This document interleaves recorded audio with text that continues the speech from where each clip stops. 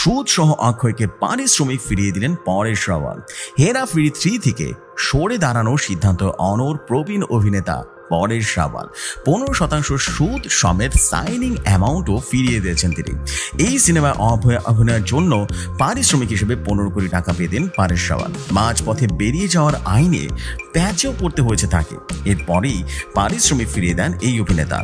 বাবু রাও চরিত্রে আর দেখা যাবে না পরেশ রাওয়ালকে।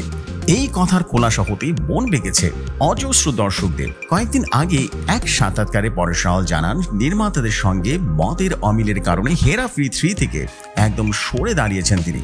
বলিউড সূত্রে জানা যায়, এরপরে নাকি তাকে মুখোমুখি হতে হয় 25 কোটি টাকার আইনি নোটিশের। হেরাফেরি 3 এর শুটিং চলাকালীন নাকি হঠাৎ করেই প্রজেক্ট ছেড়ে দেন পরেশ রাওয়াল। এই ছবির পরিচালনায় আছেন প্রিয়দর্শন, আর প্রযোজক হিসেবে রয়েছেন অক্ষয় কুমার। গত 20 মে ভারতীয় সংবাদ মাধ্যম দাবি করে অক্ষয় কুমারকে টিম পরেশ রাওয়ালকে 25 কোটি টাকার আইন নোটিশ পাঠিয়েছে, কারণ তিনি নাকি চুক্তি ভেঙে মাঝপথে প্রজেক্ট ছেড়ে দিয়েছেন, যার ফলে প্রোডাকশন হাউসের আর্থিক সহ শিডিউল সংক্রান্ত ব্যাপক ক্ষতি হয়েছে। জানা যায়, হেরাফেরি 3 জন্য 11 লাখ টাকা অগ্রিম এবং পারিশ্রমিক পেয়েছিলেন পর্দার বাবুরাও গণপতি রাও হাপ্টে।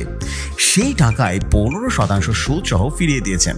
চুক্তির পত্রে উল্লেখ ছিল, ছবির মুক্তির পর পারিশ্রমিকের বাকি টাকা পাওয়ার কথা ছিল অভিনেতার। শোনা যাচ্ছে, মাঝপথে প্রজেক্ট ছেড়ে দেওয়ার কারণে একটু বেশি টাকায় দিয়েছেন পরেশ রাওয়াল।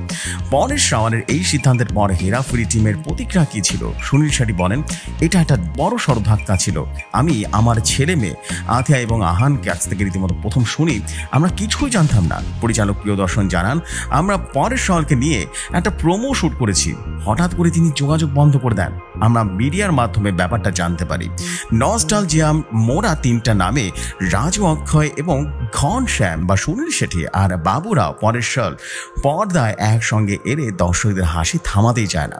সেই আনন্দের পরশেই কেটে গেছে একাধিক প্রজন্মের ছোটবেলার কৈশোর। 2000 সালে প্রিয়দর্শন পরিচালিত হেরাফেরি বক্স অফিসে তুমুল সাফল্য পায়। এরপর 2006 সালে হেরাফেরি বা ফির হেরাফেরি, সেই ধারাবাহিকতায় 19 বছর পর তৈরি হতে যাচ্ছে এর 3য় পর্ব হেরাফেরি 3। এমনই সব নিত্য নতুন নিউজ পেতে রেডিও শহরের সাথেই থাকুন।